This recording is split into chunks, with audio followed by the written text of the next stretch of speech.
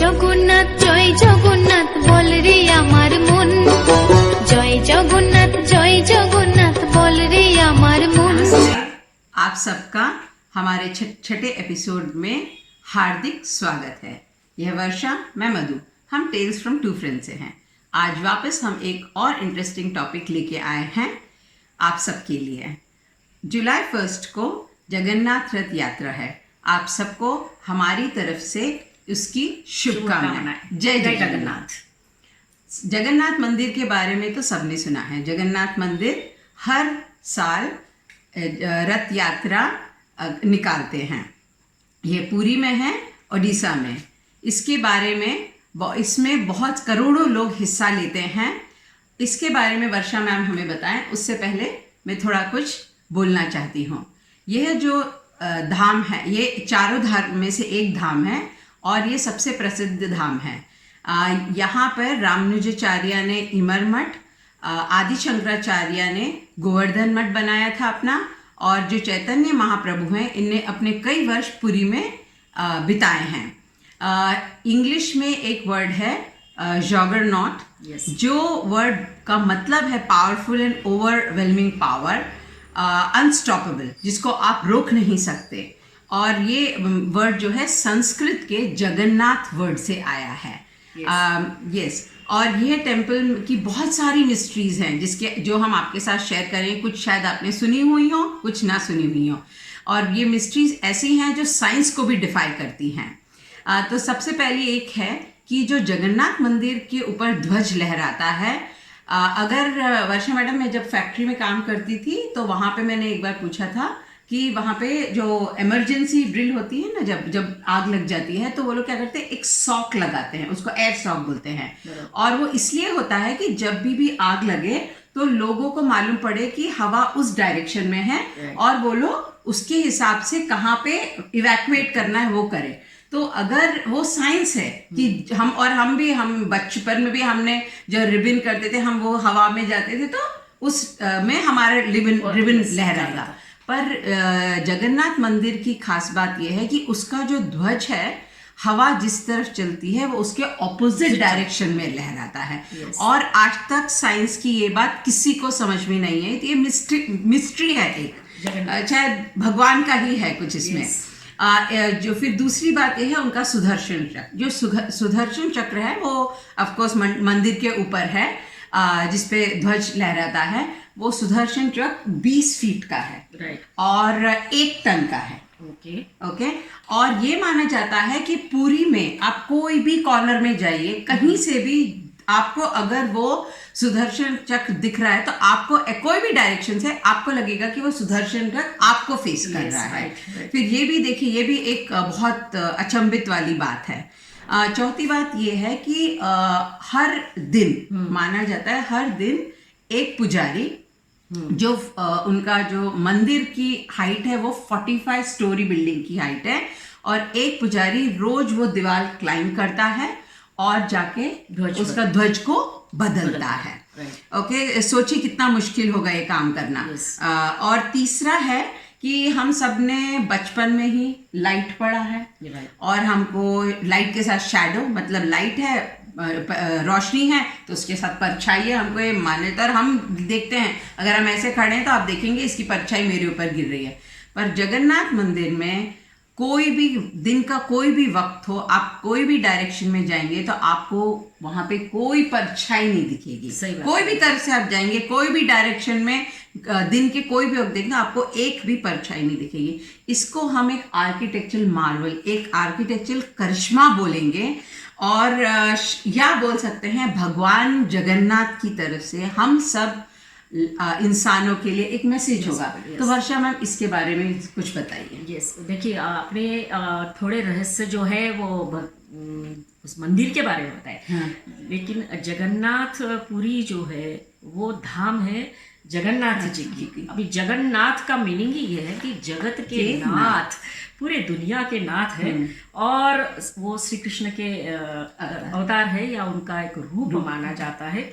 इसके बारे में अगर बात करें कि जब श्री कृष्ण का अवतार खत्म हो गया था, वो मनुष्य रूप में थे, मारे गए थे, फिर उनका अंतिम संस्कार किया गया था। लेकिन ये जो कुछ बचा था, जो उनका वो बचा हुआ जो पोर्शन है, वो ऐसा कहा जाता है कि जगन्नाथपुरी में आया है। तो ये एक है। दूसरी बात, जगन्नाथपुरी की जो यात्रा है, हर साल हजारों करोड़ों लोग जाते हैं पूरी श्रद्धा से। तो इसका क्या महत्व है, एक बात मैं आपको बताती हूँ।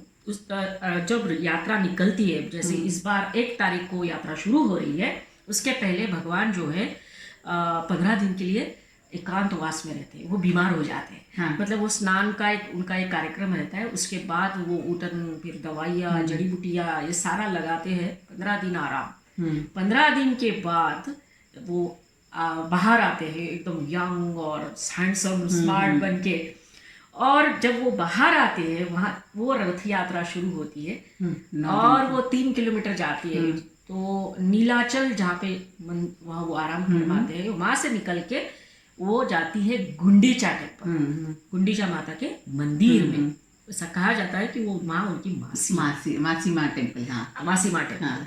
तो वो पूरी जो यात्रा है, जहाँ वो रहते हैं, फिर अपने मासी के घर, वो यात्रा वही है कि वहाँ जाने की यात्रा है।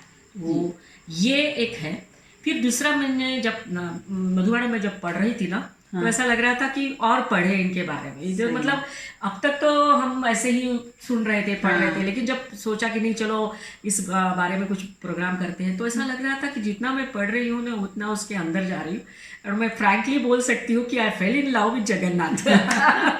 इतना मुझे, इतनी कहानियाँ, इतने उनके करिश्मे हैं उसमें। दूसरा है, आपने अगर मूर्ति देखी है, तो मूर्ति उनकी जो है वो लकड़े की बनी हुई है। 3 मूर्तियां हैं, जगन्नाथ की है, फिर उनके बड़े भाई बलभद्र की, और सिस्टर उनकी जो है सुभद्रा देवी की। अब मूर्ति को अगर आप देखते हैं, तो उनकी जो मूर्ति है, आंखें जो है एकदम बड़ी बड़ी आंखें, राइट, और पलके नहीं है। तो ऐसा लगता है कि वो कंटिन्यूअसली अपने भक्तों को देख रहे हैं, आओ मुझसे मिलो, राइट। और आंखों का कलर सेंटर में ब्लैक है, उसके बाद में वाइट है, और उसके आजू बाजू में रेड है। तो ऐसा कहा जाता है कि उनकी आंखों में करुणा है, राइट। तो जैसे कि हमारा आँख है, तो कभी कभी लगता है कितना करुणामय आंखें हैं, ऐसा लगता है कि अभी छलक जाएगा वैसा। तो ऐसा कहा जाता है जिसकी आंखें लाल होती है ना, वो बहुत करुणामय रहता है।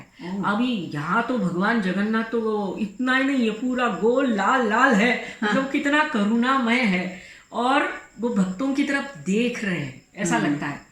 फिर आपने देखा होगा कि ये तीनों मूर्तियां, या जगन्नाथ जी की मूर्ति जो है वो ऐसे है, हाथ उनके ऐसे हैं, जैसे मानो बोल रहे हो, आ जाओ मेरे हमारे पास आ जाओ, झप्पी लगा लो यार, बहुत हो गया, चलो। मतलब हम भगवान के पैर पड़ते हैं, नमस्कार करते हैं, वो मानो भक्तों को कह रहे हैं यार झप्पी लगा लो, जय जगन्नाथ, ऐसा इस तरह का वो फीलिंग आती है। मतलब सबसे दयालु, करुणामय, भक्तों के ऊपर कृपा करने वाले ऐसे जगन्नाथ। और इसीलिए ना शायद हजारों लाखों लोग दर्शन के लिए जाते हैं। और इस यात्रा का महत्व भी इतना है कि जब ये गुंडीचा टेम्पल जाते हैं, वहाँ 1 वीक रहता है, 7 दिन रहते हैं। जो लोग वहाँ जाके दर्शन करते हैं, उनको पुण्य मिलता है। जितनी बार वो 10 बार सपोज जगन्नाथ जी का दर्शन करें, एक दर्शन में गुंडीचा टेम्पल जाने के बाद। अच्छा। और जो रथ खींचते हैं, वो जो लोग रथ खींचेंगे वो सबसे ज्यादा सौभाग्य वाले हैं, ऐसा माना जाता है। अच्छा। तो ये सबकी ये श्रद्धा, आस्था है, और जगन्नाथ जी की कृपा है। उनका हर एक पहलू जो है ना, वो मानो कलयुग में भगवान जो है जगन्नाथ के रूप में भक्तों के लिए ही खड़े हैं, इसलिए वो ऐसे आओ आओ मिलो। तो ये एक थोड़ी बहुत उनके बारे में जो है। इसके बाद में भी मैं आपको बताऊंगी उनका और भी क्या महत्व है। लेकिन उसके पहले मैं ये जानना चाहूंगी कि आपने जो 4 रहस्य बताए, ऐसे तो बहुत और रहस्य, तो और क्या है? ये जो भी रहस्य हैं वो मंदिर के आसपास के हैं, मंदिर के बारे में जो मतलब because it is defined science. जो भी हम रहस्य बता रहे हैं, क्योंकि ऑब्वियसली साइंटिफिकली हम कुछ प्रूव नहीं कर पा रहे। एक और चीज मानी जाती है कि आप देखें कोई भी बिल्डिंग हो, मंदिर भी, हम मंदिर में भी जाते हैं तो वहाँ पे कबूतर आते हैं, कबूतर बैठे रहते हैं, और हमारे घरों में भी ऊपर कबूतर आते हैं। जगन्नाथ मंदिर का जो मंदिर है बोलते हैं उसके ऊपर कोई बर्ड नहीं फ्लाई करती है, और ये भी माना जाता है कि उसके ऊपर कोई प्लेन नहीं फ्लाई करता है। हाँ राइट, ये भी है। और ये माना जाता है कि शायद ये इसलिए हो कि भगवान नहीं चाहते हैं कि वहाँ की जो एनर्जी है वो डिस्टर्ब हो, ऐसा माना जाता है, ऐसा बताया जाता है। दूसरी एक बहुत अच्छी बात है वहाँ की, वहाँ पे जो लोग जाते हैं, वहाँ पे जो भक्त जाते हैं दर्शन के लिए, वो दिन में करीब 2000 भी हो सकते हैं और 2 लाख भी हो सकते हैं, और सबको प्रसाद मिलता है। यस। पर ये बहुत आश्चर्य की बात है, जैसे मैंने कहा, आपने बोला रहस्य की बात है कि वहाँ का प्रसाद कभी भी वेस्ट नहीं होता है। बस यही था, उतना ही रहता है। बट वहाँ का जो प्रसाद है वो कभी वेस्ट नहीं होता है। इसको क्या मानेंगे, इसको भगवान की मर्जी, मतलब 2000 में भी खत्म हो जाना चाहिए, 2 लाख के लिए भी कभी ज्यादा होना चाहिए, पर कभी नहीं होता है। ये भगवान की मर्जी है, ये गॉड्स विल है। ये और एक और बहुत अच्छी बात है, ये सुभद्रा की कहानी है कि वहां पे अब जब जाएंगे मंदिर के, बोलते मंदिर में आपने मंदिर के अंदर बस आप एक कदम रखें, आपको वहां की, और शाम के वक्त क्योंकि ऑफकोर्स टाइड्स आर हाई, तो आपको ओशन की आवाज बिल्कुल नहीं आएगी। आप एक कदम भी अंदर रख दें मंदिर के, आपको ओशन की आवाज जो आ रही हो वो चली जाती है। और बोलते शाम के वक्त आप ये डिफरेंस आपको आराम से मालूम पड़ता है। ये कहानी इसके पीछे ऐसी है कि सुभद्रा ने अपने दोनों भाइयों से बोला कि मेरी इच्छा है कि जब हम मंदिर के अंदर रहें तो हम बिल्कुल डिस्टर्ब नहीं, हम इट शुड बी सीरीन, काम, पीसफुल, कोई बाहर की आवाज अंदर नहीं आनी चाहिए। और भद्रपाल और जगन्नाथ भगवान ने ये उनकी विश ग्रांट की है। तो इसलिए बोलते हैं कि ये जो मंदिर में एकदम, उसको म्यूट बोलते हैं, म्यूट वाटर बोलते हैं, आपको बिल्कुल आवाज नहीं आएगी। हाँ, और एक और ये एक है, और ये भी साइंस का अजूबा ही है, it defies totally science. And दूसरा एक और है, हम आप दुनिया में कहीं पर भी जाइए, चाहे अमेरिका में जाइए, जापान में जाइए, इंग्लैंड में जाइए, अफ्रीका में जाइए, कहीं पर भी जाएंगे तो क्या होता है, दिन के वक्त समुद्र से जो हवा होती है वो लैंड पे आती है, राइट। और रात के वक्त वाइस वर्सा, लैंड से हवा समुद्र में जाती है। पर बोलते हैं जगन्नाथपुरी में टोटली ऑपोजिट होता है, और कोई आज तक इसको एक्सप्लेन नहीं कर पाया है। राइट। तो ये सब जो है, ये क्या है, ये ऑफ कोर्स हम, क्योंकि हम भगवान में मानते हैं, हम हिंदू हैं या जो भी है, पर आप देखिए साइंस ही नहीं एक्सप्लेन कर पा रहे हो। ये totally working against the science है। आप शैडो का लीजिए, जो भी बर्ड्स का लीजिए, जो भी आप ये सब लें, और हवा का लीजिए, so it's totally defying science. तो इसके पीछे भी आप अभी कुछ स्टोरीज बताइए। ये स्टोरीज में मैं जैसे आपने बताया ना कि वहाँ महाप्रसाद मिलता है, तो मुझे ऐसा लगता है कि जगन्नाथ भगवान जो है ना सबको दे रहे हैं। जितने भी आ रहे लोग, आप आओगे तो खाली हाथ नहीं जाओगे, खाली हाथ नहीं जाएंगे। जैसा हम लोग जो है वो भोजन में विश्वास करने वाले लोग हैं, शायद इसीलिए जगन्नाथ भगवान भी ये जानते हैं कि इन लोगों से भजन तो नहीं होगा लेकिन भोजन जरूर होगा। तो उन्होंने ये शायद किया होगा कि जितने भी लोग आए, मेरा प्रसाद जो है कभी कम नहीं, सबको मिलेगा। और मिराकल ये है मैडम, वहाँ जो किचन है, जो वहाँ पे प्रसाद, वर्ल्ड्स बिगेस्ट 500 लोग वहाँ पे वो प्रसाद बनाते हैं। उनके अंडर 300 लोग हैं, और जितना प्रसाद बनता है उतना सब प्रसाद खत्म हो जाता है, मतलब वेस्ट भी नहीं जाता। और ये भी है कि अगर सपोज 2000 लोगों का प्रसाद बन रहा है और 5000 लोग आ गए, तो भी प्रसाद कम नहीं पड़ता है। ये एक मिराकल है। और वो पर्टिकुलर स्टाइल में बनाया जाता है। 7 हंडिया ऐसी रखती है, नीचे चूल्हा होता है, और ये देखो भगवान का चमत्कार बोलो, जो फर्स्ट हंडी है उसमें पहले पकता है, नीचे वाली का बाद में पकता है। अब इसके पीछे क्या कारण है ये तो नहीं बता सकते। तो ये एक हुआ। फिर जैसे मैंने बताया कि जगन्नाथ भगवान जो है वो कलियुग के लिए अवतरित हुए हैं, ठीक है। तो इसको बोलते हैं दारू ब्रह्म बोलते हैं, ठीक है। दारू मतलब वो दारू नहीं है जो सर्व सामान्य लोग जानते हैं। दारू का मीनिंग ये है, दा मतलब देने वाला, मंगल करने वाला, भक्ति देने वाला, और रू का मतलब है अमंगल काटने वाला। राइट। ओके। और रक्षा करने वाला, अवरोधों को रोकने वाला। तो भगवान ने, श्री कृष्ण भगवान ने जब अपना अवतार छोड़ा और ये अवतार में आए तो वो दारू ब्रह्म है। तो इसके बारे में एक छोटी सी स्टोरी है मैडम, कि जब ये मंदिर बनाना था, राजा इंद्रद्युम्न ने ये मंदिर बनवाया और बाद में इतना भव्य मंदिर है वो। तो बहुत सारे लोग जगन्नाथ जी को मानते हैं। देश विदेश में मंदिर है, रथ यात्रा भी अमेरिका कनाडा सब जगह पर निकलती है। तो एक है ऐसा था कि एक कम्युनिटी के लोग जो है भगवान की मूर्ति स्टोन से बनी हुई लेकर आए और कुछ लोगों को बुलाया कि तुम्हारे भगवान तुम्हारी क्या रक्षा करेंगे। देखो हम आपके सामने एग्जाम्पल रख रहे हैं। और उन्होंने वो मूर्ति पानी में डाल दी। ऑब्वियसली संगमरमर की है तो वो डूब गई। तो उन्होंने बोला कि ये मूर्ति डूब गई है तो तुम लोगों को डूबने से कैसे बचाएंगे तुम्हारे भगवान, तो आप हमारे पास आ जाओ।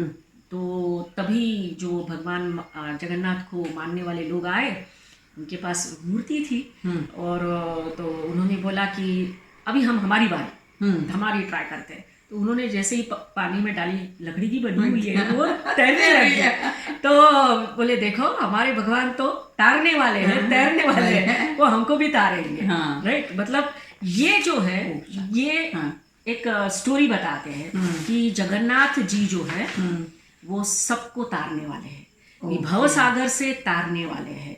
ऐसा नहीं है कि हम तो डूब रहे सनम आपको भी डूब लेंगे, ऐसा वाला नहीं। हम तो तैर रहे सनम आपको भी तार लेंगे। ऐसे भगवान जगन्नाथ है। ये एक छोटी सी स्टोरी है इसके पीछे। फिर आपको मैं एक बात बताती हूँ कि ये मंदिर बनने के बाद बहुत सारे आक्रांताओं ने इस मंदिर के ऊपर अटैक किए। इतना प्रॉस्परस मंदिर था ये। और मतलब हमें तो वैसे ये कितने पुराना मंदिर है? ये तो बहुत ही पुराना है। मतलब अगर इसकी हिस्ट्री महाभारत से उल्लेख है इसका। अच्छा। इवन उपनिषद में भी इसका उल्लेख है। हाँ। कि मंदिर का या जगन्नाथ भगवान का। तो यहाँ राजा प्रद्युम्न के सपने में भगवान आए और फिर वो मंदिर बना, ये स्टोरी है। बाद में फिर अलग अलग राजाओं ने उसका कंस्ट्रक्शन किया है।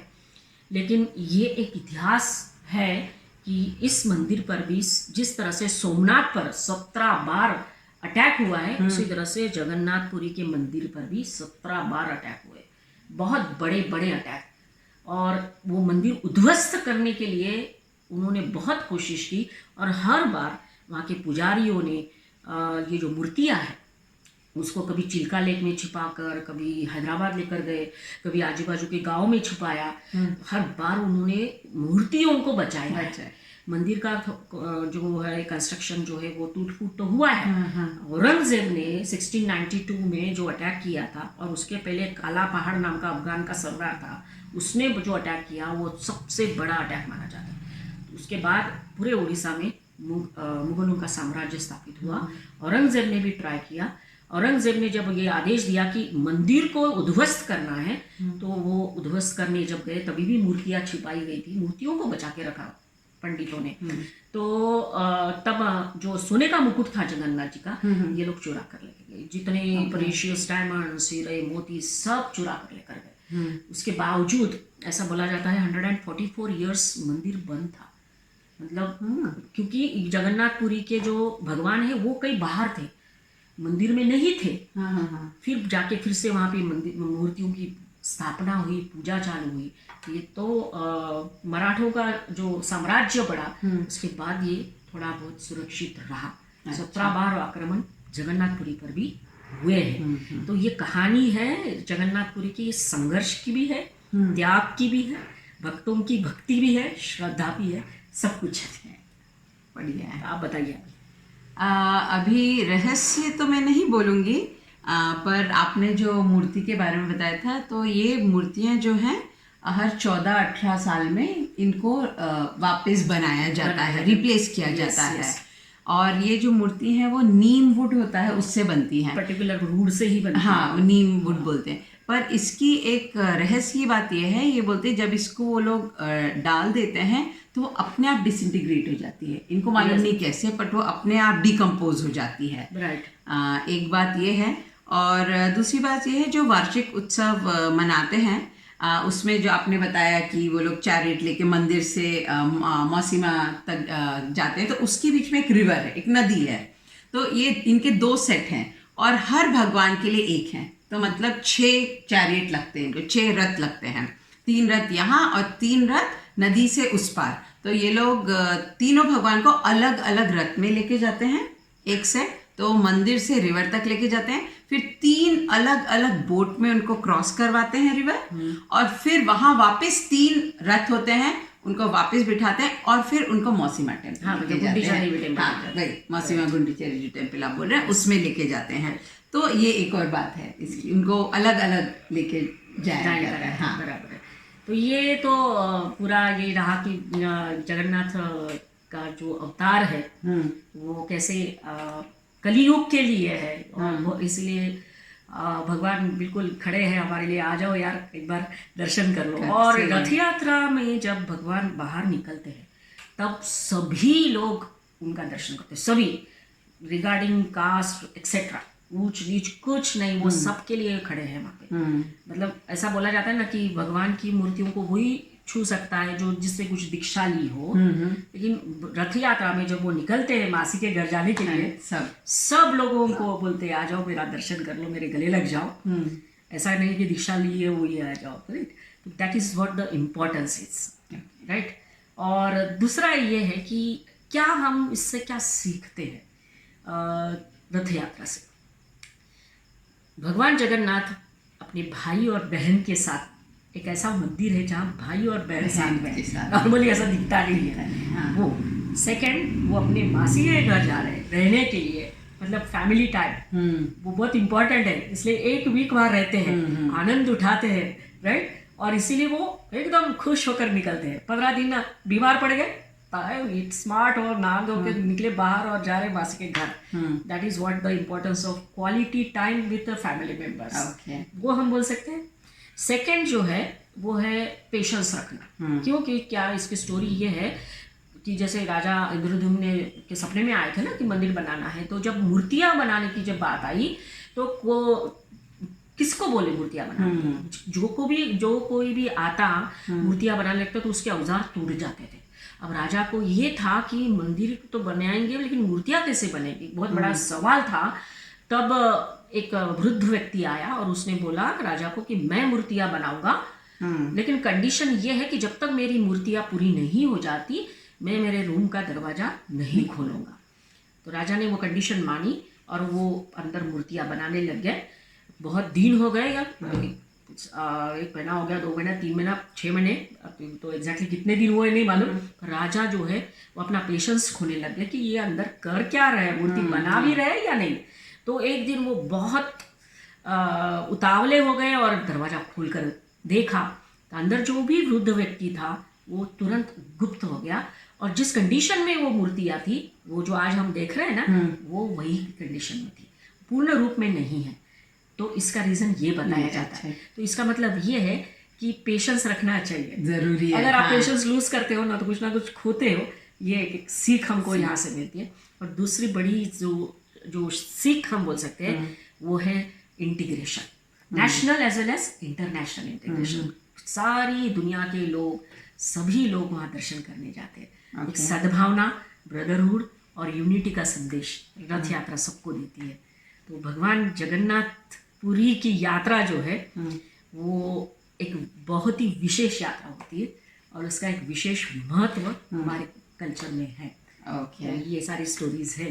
तो भी आप बता सकते हैं तो कुछ और बता सकते हैं। बस हमारा शायद वक्त हो गया है। यस। और हम इसी के साथ अपना प्रोग्राम ख़त्म करते हैं। आप सबको वापस शुभकामनाएं जगन्नाथ यात्रा की। सब एंजॉय करिए, इसके बारे में और जानिए। हमारी तरफ से नमस्ते। बहुत बहुत शुक्रिया, धन्यवाद। और आपके रिस्पॉन्सेस हमें भेजते रहिए। हमारे यूट्यूब चैनल के नीचे फीडबैक दीजिए और हम कोशिश ज़रूर करेंगे कुछ और नए टॉपिक आपके सामने लेकर आने की। Thank you so much. Thank you. जय जगन्नाथ।